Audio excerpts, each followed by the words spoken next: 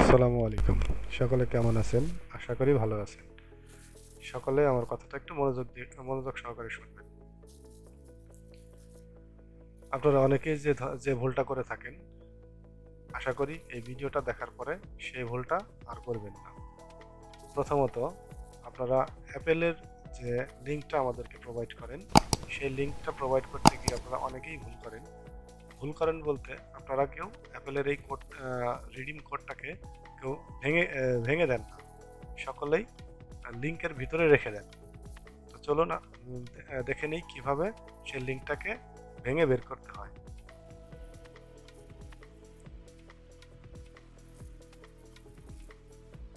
আমরা প্রথমে যাব ক্লেম রিওয়ার্ডে।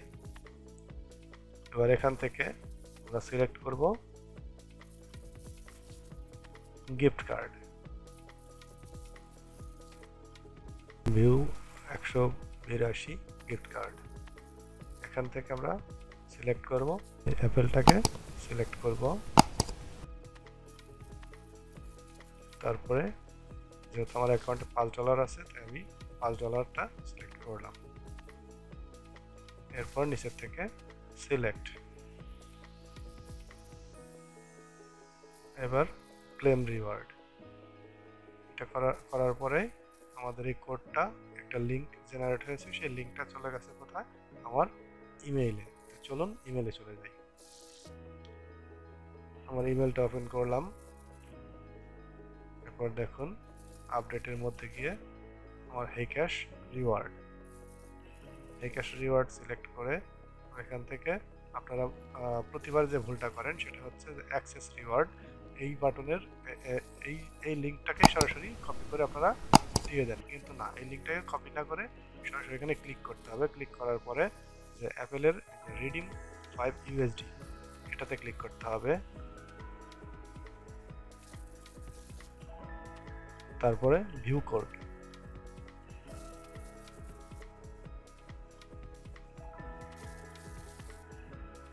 এরপর রিওয়ার্ড ডিটেলস,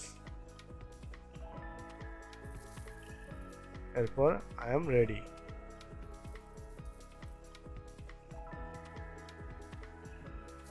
এবার এখানে যে কোডটা পাওয়া যাচ্ছে আমরা সরাসরি এই কোডটাকে কপি করব এবং চলে আসব আমাদের কাঙ্ক্ষিত সেই ফর্মে, যে ফর্মের লিঙ্কটা আমি আপনাদের ভিডিও ডিসক্রিপশনেও দিয়ে দেব।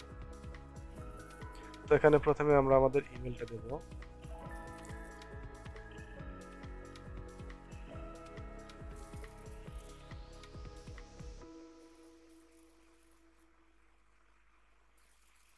এরপরে আমার নাম,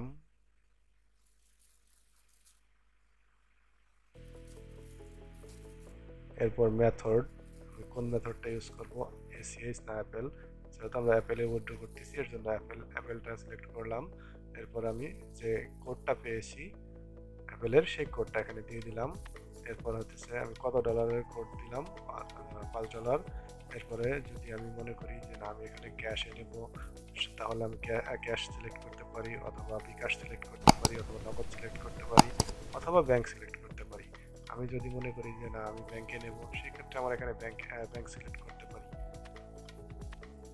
যেহেতু আমি এখান থেকে অফিসে গিয়ে ক্যাশ নিব, এর জন্য আমি এখানে ক্যাশটাকেই সিলেক্ট করলাম। সেক্ষেত্রে আপনারা যার যেটা খুশি সিলেক্ট করতে পারেন। এরপরে আমি আমার নাম্বারটা এখানে ইউজ করতেছি। এরপর আসতেছে ব্যাচ, আমরা কোন ব্যাচ, অনলাইন ব্যাচ না অফলাইন ব্যাচ, অর্থাৎ আমরা যারা বাড়িতে বসে কাজ করি তারা, নাকি আমরা যারা অফিসে বসে কাজ করি তারা।